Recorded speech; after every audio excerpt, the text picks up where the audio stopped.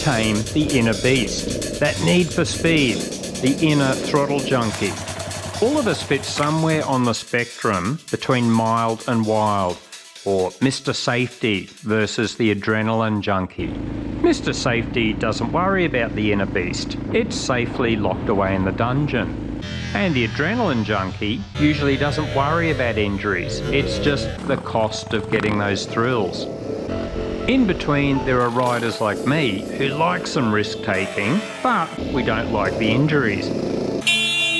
Over the 20 years, I have been trying to tame the inner beast a bit more after each accident. Multiple lower leg fractures, multiple foot fractures, and most recently 3 fractured vertebrae. Of course, if you are Mr. Safety, you will be fine. You probably get all the risks you need by changing your radiator fluid. I am truly envious. Apart from just the injuries, it can be really important to tame that inner beast for other reasons. Does your family rely on your income or your parenting? Can you afford to lose 6 months' income after a serious injury? And would you have the emotional resilience to cope with a terrible outcome, such as being a paraplegic? So let's have a look at a few strategies for taming the inner beast. Your comfort zone, a very useful concept from the guys at Traction ERAG. Bang in the middle, it's safe and not tiring. There's plenty of time to smell the roses and take in the scenery. It's easy to focus on good riding technique, but possibly boring for the thrill seekers.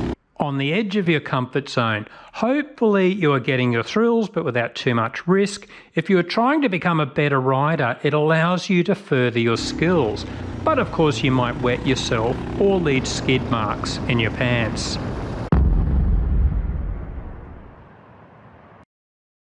And outside the comfort zone, much higher chance of crashing and injury, a good chance you will tire fast, and your riding technique will probably fly out the window. Massive fun, of course, but you will probably shit yourself and shake your head afterwards, promising to take it easier in future. Maybe. The main idea is to always know how much risk you are taking and how much you plan on taking each ride. This simple concept does make it easier for some of us to get the thrills versus risk balance right. What are some other options for taming the inner beast? Get your thrills from racing, then chill out for everyday riding. For example, some road riders go crazy at track days, then ride more sedately during the week. Choose your type of motorsport. Many of us stop road riding after too many close calls or the big accident, and bad drivers make it a form of Russian roulette. Generally, the slower the sport, the safer it will be. For example, trials riders can take big risks with comparatively little chance of injury. And my riding group has chosen hard enduro for the same reason. You can get your thrills and challenge, but from much slower riding. Choose your riding buddies. If you ride with a bunch of nutters, that ain't gonna help. Especially if they ride faster than you and you are always playing catch up.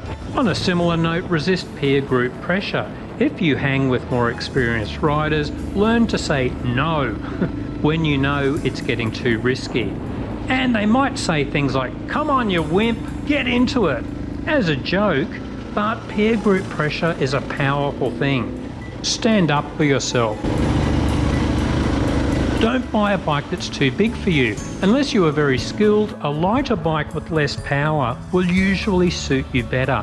I know plenty of middle-aged guys who love revving a smaller capacity bike to the max as a way to get their thrills without the insane speed. Protective gear. Good gear can reduce your chances of serious injury. The more you ride outside your comfort zone, the better your gear needs to be. And you should be checking out the full range of body armour available. Know yourself. Are you often impulsive and don't think about consequences? Do you struggle with anxiety or depression and going apeshit on a motorbike helps you temporarily forget your inner demons? Examine why you like to go hard and make sure you are making sensible decisions when it comes to risk taking. Sometimes we might just choose not to ride. An example, I rode dirt bikes as a teenager, but I deliberately did not get a motorbike licence until I was in my 30s. I knew I would take too many risks as a road rider in my 20s and potentially get killed. Even in my early 50s, I stopped adventure riding for a while. I wasn't happy with the risks I was taking. After a 5-year break, I have finally started slowing down and enjoying the scenery. Are you an ultra-safe rider or a thrill seeker? Hopefully we can all find that perfect balance of thrill versus chill.